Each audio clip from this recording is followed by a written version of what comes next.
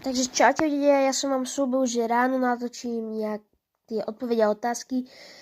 Napísali ste mi tu do komentárov, Miloš mi tu napísal, Michal, Dabgamara, Šugová, Lucia nejaká mi tu napísala komentár, Skibidi Jakub, Oliver M5E.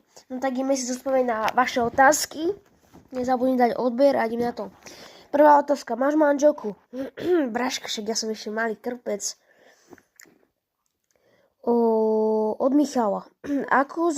Ako to, že máš tak dobré videá? No, neviem.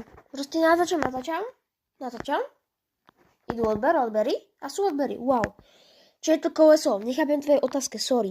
Koľkátom ročníku si? No, to ti povedať nechcem, ale som vo 6. Určite. Dobre. Ako vyzeráš v realite? Odhalko plánujem spraviť až neskôr, keď budeme mať viac súbov na tomto kanáli. Koľko máš rokov? To ti nebudem hovoriť zatiaľ. Keď bude odhalko, bude, jak vyzerám, kde bývam. To zase nie. Jak vyzerám, koľko mám rokov, do jakého ročníka chodím.